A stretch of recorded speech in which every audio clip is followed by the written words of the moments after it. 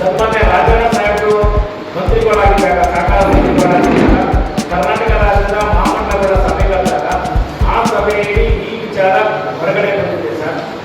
ಆಮೇಲೆ ಅವರು ರಿಆಡಿಟ್ ಮಾಡೋದಕ್ಕೆ 25 ಜನ ಅಕೌಂಟ್ ಆಫೀಸರ್ಗಳನ್ನ ಹಾಕಿ ಸರ್ಕಾರದ ವತಿಯಿಂದ ರಿಆಡಿಟ್ ಮಾಡಿಸಿ 15ನೇ ಇಸ್ವಿಯಿಂದ 24ನೇ ಇಸ್ವಿವರೆಗೂ ಸುಮಾರು 23,75,00,000 ಅವ್ಯವಹಾರಗಳನ್ನು ರುಜುವಾತುಪಡಿಸಿದ್ದಾರೆ ಸರ್. ಮತ್ತೆ ಕಲಂ 64ನೇ ವಿಚಾರಣೆಯಲ್ಲಿ ಅವರೆಲ್ಲರೂ ತಪ್ಪಾಗಿದೆ ಅಂತೇಳಿ ರುಜುವಾತಾಗಿದೆ ಸರ್. ಇದನ್ನ ಸಿವಳಿ ತನಿಖೆಯಲ್ಲಿ ಈಗ ಆಲ್ರೆಡಿ ಇದೆ. ಸಿವಳಿ ತನಿಖೆಯಲ್ಲಿ ಇದನ್ನ ಅವ್ರಿಗೆ ಚಾರ್ಜ್ ಶೀಟ್ ಆಗಿಲ್ಲ ಸರ್. ದಯವಿಟ್ಟು ಚಾರ್ಜ್ ಶೀಟ್ ಆಗಬೇಕು ಹೋಗಕ್ಕೆ ಸರ್.